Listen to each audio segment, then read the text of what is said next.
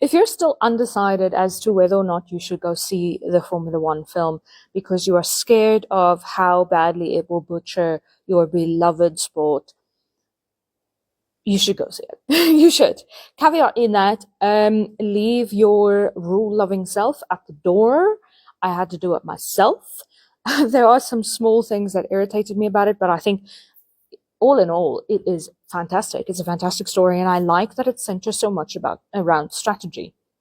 I think Drive to Survive very rarely mentions strategy. I think it very often focuses on the drivers.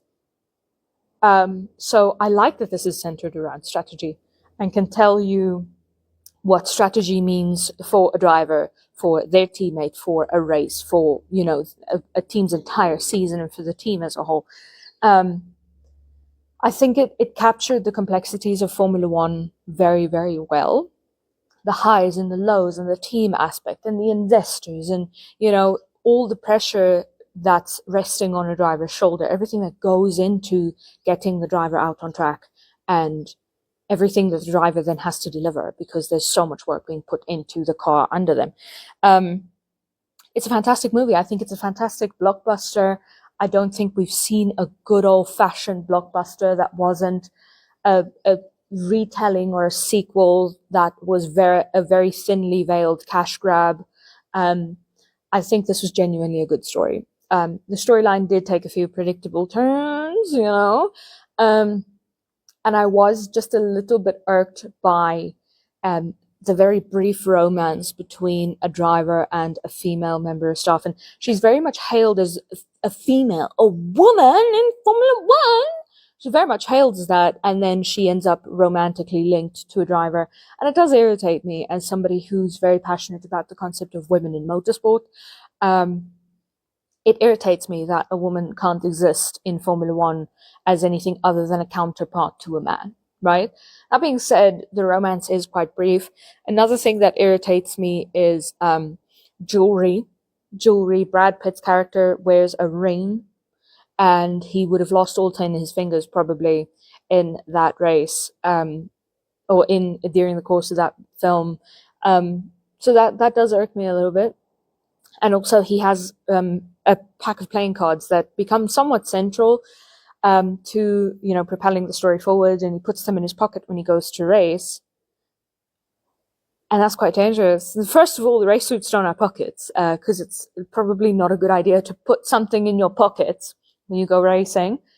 But, I think all in all, it is a fantastic story.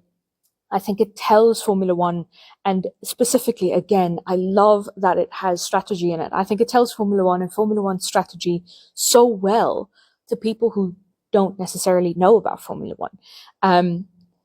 The race is predominantly narrated by the pit wall. You find things out if you don't watch Formula One enough, and if you don't have, Crashgate in the back of your mind going into that film, you'll probably find out with the pit wall what is actually happening in the race. It is a plot twist in some ways. I do like it, but it's a little bit in the back of my mind. The stewards are going to listen to what you're saying. You can't say out loud what's happening in the race because the stewards are going to hear it, and you are definitely getting penalized. Then you are definitely getting fined, or disqualified, or I don't know, banned probably from Formula One. Hi, Flavia Briatore. But it is a fantastic story. I would definitely recommend that you go watch it. I watched it like it was a real Formula One race. It felt like a real Formula One race. It felt like Romain Grosjean, walking out of fire. It felt like Zhou Guanyu flipping over the barriers in 2020. It felt like Lewis Hamilton and Max Verstappen at Abu Dhabi 2021. It felt like a Williams come up, like an Alpine come up, like a Haas come up. It felt like many great moments in Formula One. Well, not great, Zhou Guanyu flipping over the barriers, not a great moment. Romain Grosjean, not a great moment, but it felt like the emotion of Formula One.